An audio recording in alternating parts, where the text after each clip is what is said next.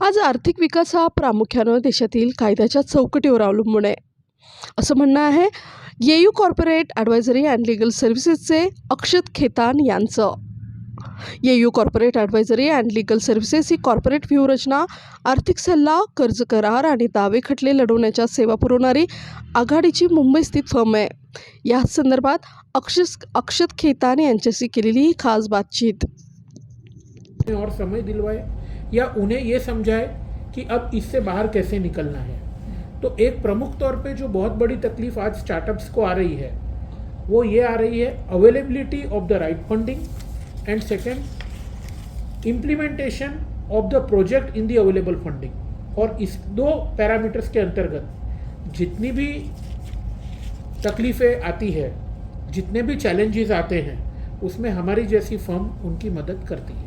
इसमें मेजर क्या देखने के लिए मिल रहा है कि प्रिपरेशन में कमी है या उनको स्किल स्टाफ नहीं मिल पा रहा? स्किल स्टाफ नहीं मिल पा रहा ऐसा मैं नहीं कहूँगा, लेकिन उनके जो फोरकास्टिंग है और उनके जो फोरकास्टिंग के सामने जो प्रोजेक्शन उन्होंने बनाए हैं और जो वो अचीव कर रहे हैं उसमें बहुत सारा गैप है। अब ये जो गैप है उसमें इंटरनल और एक्सटर्नल दोनों कारण होते हैं। कई बार ऐसा भी देखा गया है कि उन्होंने कॉन्ट्रैक्ट कर दिया, इन्वेस्टर से फर्स्ट राउंड ऑफ फंडिंग ले ली, लेकिन खेतान जी, आपने बहुत अच्छा वर्टिकल चूज़ किया है क्योंकि हमारा देश जो है जाना जाता है फाइनेंशियल फ्रॉड्स के लिए। स्टार्टअप की अभी आपने बात करी तो 90% स्टार्टअप फेलियर हो जाते हैं। स्टैंड अप को अगर देखो तो 98-99% जो बिजनेसेस हैं वो फाइनेंशियल चीज़ों की वजह से फ्लॉप हो जाते हैं। सिर्फ 2 या 3% बिजनेसेस, क्या इसमें आपको रीज़न लगता है? देखिए, कोई भी व्यापार करने के लिए 4 फैक्टर्स ऑफ प्रोडक्शन बहुत ही इंपॉर्टेंट होते हैं: land, labour, capital and enterprise.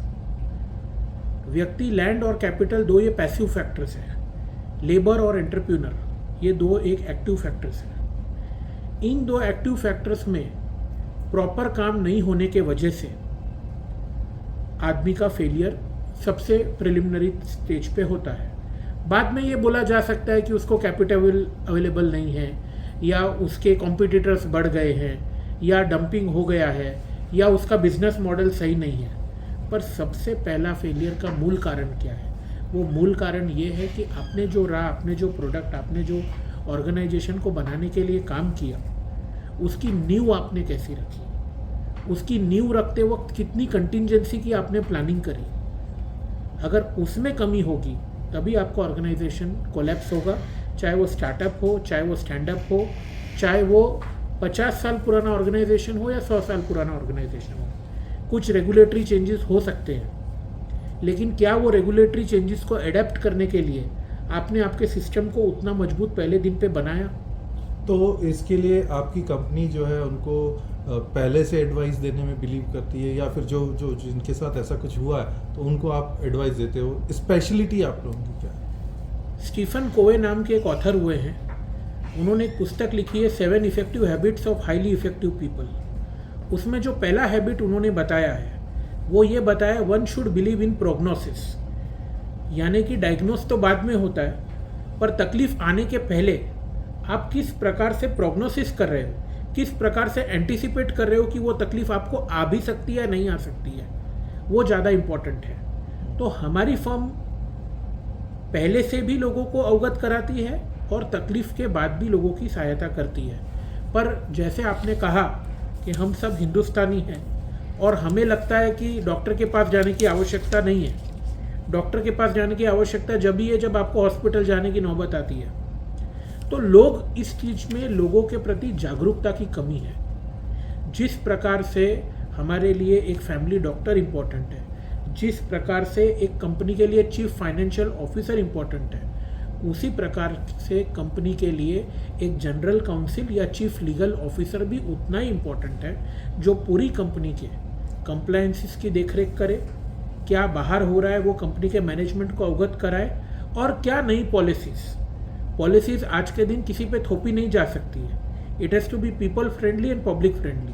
क्या नई पॉलिसीज़ इम्प्लीमेंट कराए जिससे बहुत सारी तकलीफ़ें जो फैक्टर्स ऑफ प्रोडक्शन को अफेक्ट करें वो दूर हो सके। तो तो आपका हमारे रोल viewers बस को फाइनेंस क्या- के साथ होता है, मतलब आप जो भी कंपनी के साथ काम करोगे फाइनेंशियल मैटर हैंडल करोगे या और भी कुछ रोल होता है आपका? हम कंपनी का चाहे फाइनेंशियल मैटर हो, हाँ। चाहे कोई कॉन्ट्रैक्चुअल मैटर हो, किसी भी प्रकार का लीगल मैटर हो, वो सारे मैटर्स को हैंडल करते हैं। चाहे वो white collar crime ED CBI CID से जुड़ा हुआ मैटर हो, तो उसको क्या कानूनी मदद दिलानी है, किस तरीके से कोर्ट में उसके लिए अपीयर करना है, क्या उसके लिए स्ट्रैटेजी करनी है, किस प्रकार से उसको समझाना है कि क्या फ्रॉड है और क्या नहीं फ्रॉड है। देखो, फ्रॉड एक परसेप्शन है और हर चीज़ को देखने के लिए दो नज़रिए होते हैं कि a glass is half empty और हाफ फुल। तो एज अ एजेंसी टाइप काम करोगे आप कंपनी के लिए, कैसे रहेगा? हम रिटर्नरशिप मॉडल पे काम करते हैं, केस टू केस बेसिस पे काम करते हैं, अथवा कि कोई लोगों को सिर्फ हमारी वन टाइम एडवाइजरी चाहिए तो उसके लिए भी काम करते हैं। ओके। हमारे जो व्यूअर्स हैं जी, जो आपसे जुड़ना चाहेंगे या आपकी जो एजेंसी है उसकी एडवाइस लेना चाहेंगे, उनके लिए आपका क्या संदेश रहेगा? मेरा सभी व्यूअर्स जो है आपके, उनके लिए एक ही सजेशन है कि अगर आपको अब हिंदुस्तान में काम करना है तो आप शॉर्टकट नहीं अपना सकते, और क्योंकि आप शॉर्टकट नहीं अपना सकते और अगर शॉर्टकट अपनाओगे तो फेलियर निश्चित है, इसीलिए आप एक सतर्क रहिए, दूसरा संवेदनशील बनिए, और तीसरा आप जो भी व्यापार कर रहे हैं उस व्यापार को प्रॉफिट ओरिएंटेड हटा करके वैल्यू ओरिएंटेड की अप्रोच लेकर के आगे बढ़िए। ठीक है। सर, आप जो कानून चल रहे हैं देश में वो सारे ऑलमोस्ट सेटल हो चुके हैं, तो इस फील्ड में इतने वर्षों से रहने के कारण हमें ये पता होता है कि इस चीज़ का अंत क्या होगा। तो हम हमारे क्लाइंट्स को ये पहले बता देना उचित समझते हैं कि हम ये आपके लिए करेंगे, इससे आपको ये समय मिल सकता है, इससे आपकी तकलीफ इतनी दूर हो सकती है, पर इसका अंत ये है। आप जानकारी कंपनी की क्या क्या लेते हो, कैसे उनका स्टडी करते हो?